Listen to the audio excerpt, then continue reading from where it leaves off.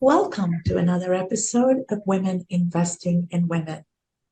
Robin and I are deeply grateful and excited to be bringing these conversations with amazing women around the world, week after week, to remind us and to remind us in a personal and professional way that women succeed because of our sisterhood, because we step up and support each other. We may have been raised and placed in scarcity environments, but that doesn't have to stop us there. We can transcend that and embrace a sense of abundance and take our natural gifts and lift each other up. And in that process of lifting each other up is where we truly find our purpose, our meaning, and our lasting impact. And today, to have this deeply meaningful conversation with us is Jennifer Wurst. She likes to be called Jen. Jen is joining us from Danbury, Connecticut. And it was very serendipitous the way I met Jen. I was doing the Duracell acquisition for Warren Buffett, and Jen's husband was working for Duracell at that time. That was part of Procter & Gamble. And I met Jen through her husband, who was my colleague. And a beautiful relationship has blossomed over the years. And I am honored to not only bring Jen here to have this conversation, but to share with you the impact she's creating, both in her family, her community, as well as in the area of refugee settlement. So let me give you a brief description of who Jennifer is. Jennifer is an NPH who works full-time as an occupational health and wellness specialist for an industrial gas company in Danbury, Connecticut. She's married and has two amazing girls.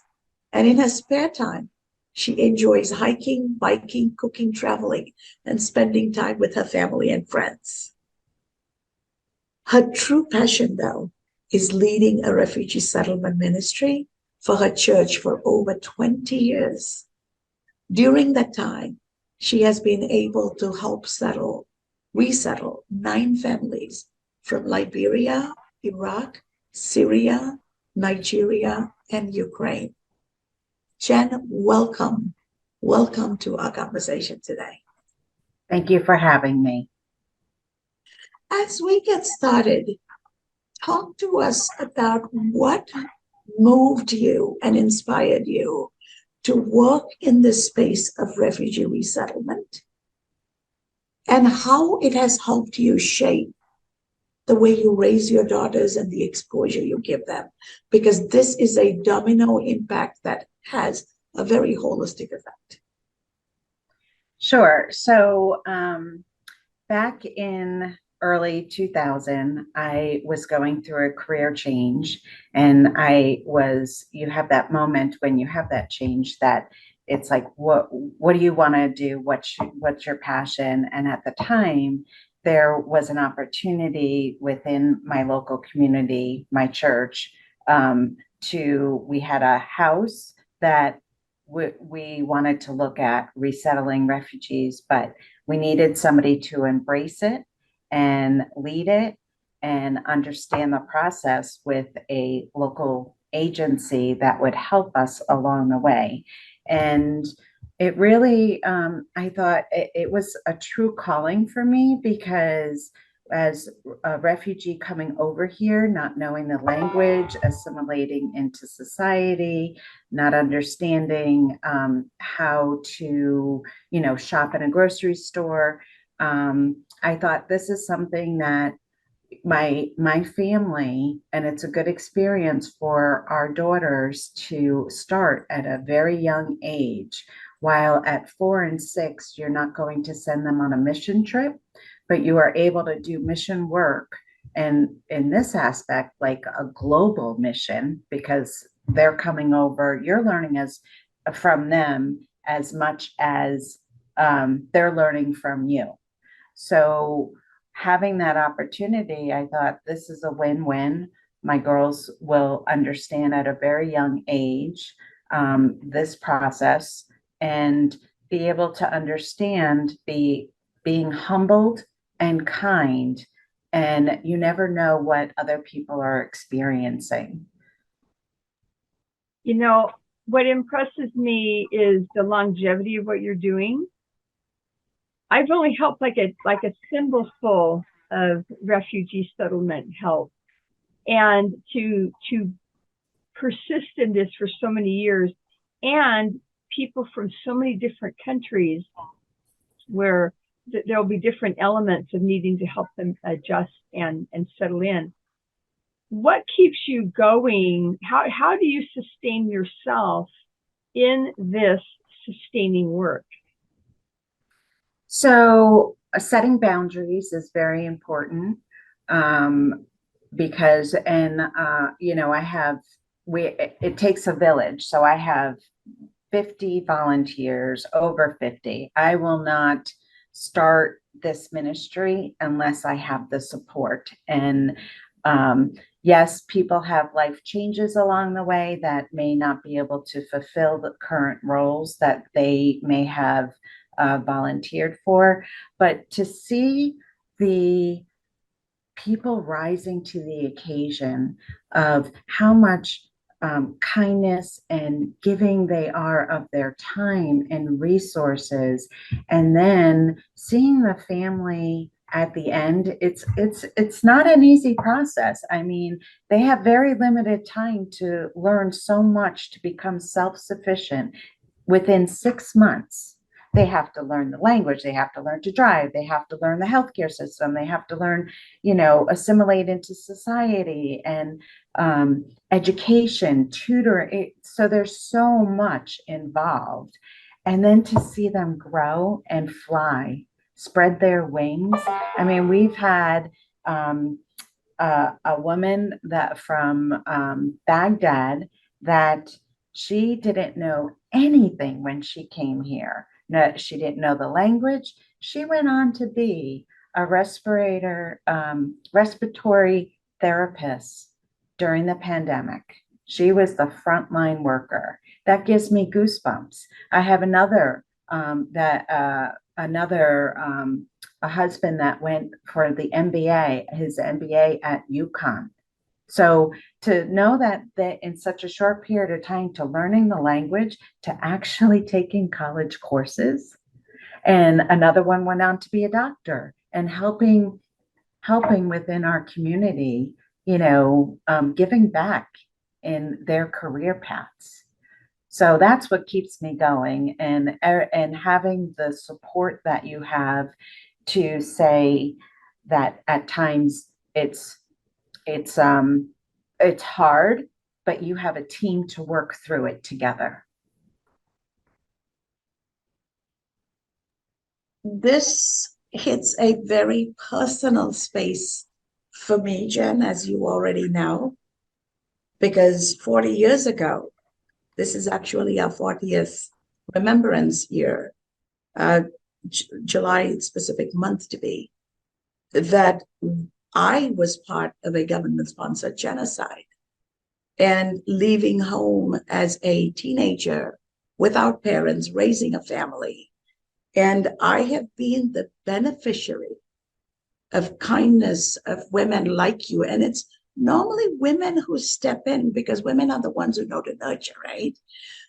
So having benefited from not a structured process, but the community in India, in Bangalore, rallying around me and giving me a home, giving me space, giving me the tools, giving me the opportunity to transition in terms of language, culture. I look Indian, but everything was different, right? And there's the psychological piece, there's the spiritual piece, there is the loss of family and everything that is familiar. So there is trauma. Along with that trauma, then now you have to navigate and transition and transform.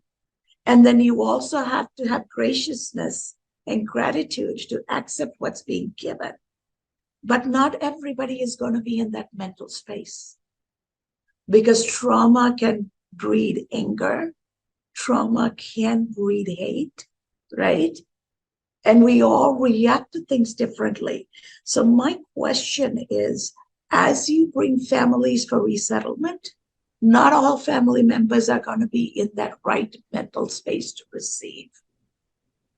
How do you, as the person leading this transition, how do you deal with it? And how do you help them transition in all those ways that are not visible? And you bring up a great point. All of our families have significant trauma when they arrive, and we meet them where they are in their frame of mind. We provide that, we offer the resources. We explain and communicate with translators that I have been very fortunate that I I think when I meet them at the airport, because they're coming here, they have no idea what the next step is. So when I meet them either at the airport or a common location where I am transferring, I am taking them to Connecticut.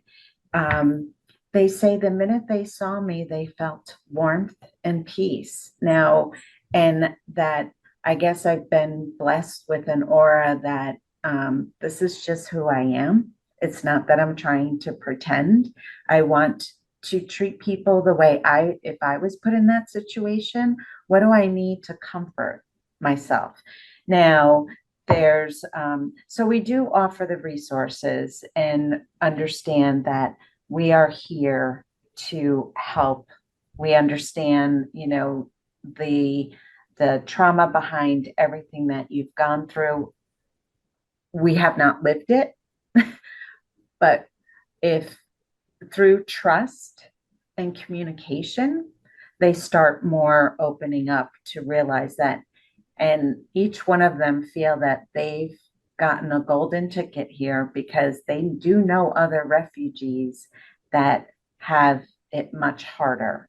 So whether they're fleeing to other countries and they weren't embraced by this wonderful mission group, right? That all have compassion and kindness and trust. And so that's really how we manage it. And we work together as a team. It's not just me as a leader making decisions. I will never say I am not perfect. And I want to work through each situation with my leadership team, that we all are on the same page and see where the family, what they would like to do. What's interesting in listening to the conversation here is you've helped families from so many different countries. So I'm wondering, what are like the similarities and differences between these families coming from such different countries? How does that impact their ability to acclimate to this new lifestyle? And, like what are you seeing differences between these different countries? And then, of course, the human, the commonality, human commonality. Well, so the similarities is that they're all, fleeing from war zone areas. So that was very similar in all the situations. They're being persecuted from their countries. So as far as the differences, it depends on the family. I would say that, I had a brother and sister that in front of them, lost their parents. So their acclimation at a very young age to have only each other and was very different and very, very traumatic compared to another family that came over that had a 2-year-old and a baby. So, and stable parents. right? So that's really, it's more the family than the differences in their coming from the different countries. Yes, you have different religions, and that's another thing. It's like finding them the resources that they need to feel heard and understood. We're not here to, if they're Muslim, we get them a mosque locally. We work with the mosque to help us understand that religion. Catholic, if you're Catholic, so it's an array of, and their religious beliefs you have to respect. So if I have a male volunteer and the female is home alone without the head of the household there, you have to respect the fact that I cannot have a male volunteer drive the female. So we don't try to change that. We try to respect it. Beautiful. It's very beautiful. That is such an important point you're making, Jen, because ultimately they left their place of birth because they have been told they don't belong. Mhm. And they're trying to find a new place here. And in the process of establishing a new place, the first thing we have to do is give them a sense of belonging, because otherwise we're perpetuating what they are fleeing, maybe in a different way. Mhm. So the question that's coming up for me is, as much as you and the volunteer group is so caring and supportive and sees the humanity of the people and the families you're resettling, how is the larger community embracing in a culture that is polarizing? Because we do live in a polarized America. And I am curious to see how you navigate it and how you create that psychologically safe space when you don't control everything. And I will say that our very first family, this was new to the community, and the community was very unsure of what we were doing. Is this the right thing to bring into our community? Because there are prejudicism. So we just had to have meetings and welcome the community to attend these meetings, not just our church. We've also gone to different organizations to let them know and educate them on this process. This process was put in place by an organization. We're not doing this on our own, and we have the support of the organization. Because now, fortunately, all of our families actually wanted to stay in our community, right? So we didn't have a situation where it wasn't working out. We need this organization that we're working with to come and the family's not assimilating into the society. So, but through education, training, and offering the community an opportunity, which that helped, and communication, because the family also embraces friendships outside of and maybe they're told to do things differently than what we're following. So over the years, our community knows exactly what we have done over the years, and now it's just embraced. It's people want to we've grown outside of our church mission work to invite those that would like to participate, because again, it takes a village, and the more the merrier. Yeah, definitely. One thing I always like to ask our guests about is, what are the challenges that they face, internal challenges or external challenges? And I think on the face, we can see, many, many challenges that you would have faced. But is there something that maybe someone might not have thought of that is a challenge that you ran into, either something within yourself or something external to you that you've had to navigate through or overcome or work with in order to get the best outcome that you're looking for? So the biggest challenge that I've experienced with every family is that you have volunteers that may not see the process fully and understand and want to do things outside of the ministry on their own, which could almost derail things, for lack of better words. That, and how do you bring them back? And how, because they're leading with their heart, but maybe not the mind heart connection, because we've gone through, and reassuring them. I've always had an open door policy. Whatever is weighing on your mind, we have clear boundaries. We have to have clear boundaries in place. Otherwise, you're going to wind up with burnout. You're going to wind up with maybe sacrificing things outside of whether you're handing them money. We always teach, you lend a helping hand, not a handout. This is how you're going to survive here. Like you have to learn. So that has been a consistent challenge, because you're dealing with many different personalities and many different types of volunteers.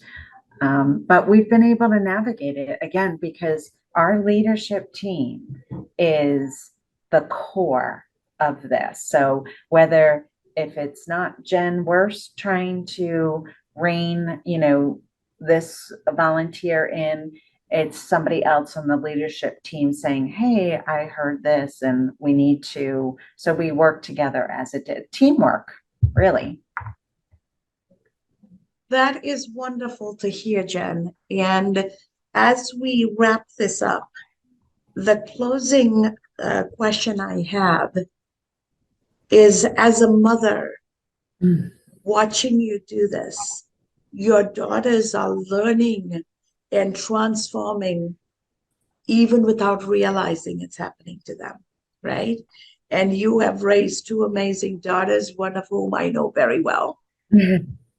And so my question to you as we close this is, what advice you have for mothers to engage their daughters in this process, even their sons, their children in this process, so that they can raise children who truly understand the important thing in life is to make impact, and success is measured by the impact we make, because that is what is lasting. Well, thank you for those comments about my daughters. I really appreciate it. And as I started off saying, that they were only 4 and 6 years old. And I knew while it was my passion and it was a calling to me, it was not necessarily a family calling, but I felt like this was something that we can all embrace and look for opportunities to volunteer, give back. It shaped them into where their college essays were all about this refugee resettlement process, which is very unique to start at such a young age. So I would just, I guess, words of wisdom that when, for other mothers, that looking for opportunities within your community, or whether it's, volunteering at an animal shelter, or a food pantry or something, to have it as part of the family unit. And your children will always remember those days. And I've been fortunate to be able to continue to do this ministry and continue to, when they got their license, they weren't part of the driving, and now they're at the ages where they can be part of transporting and helping in other ways. They started off with babysitters, so they've grown in helping as well.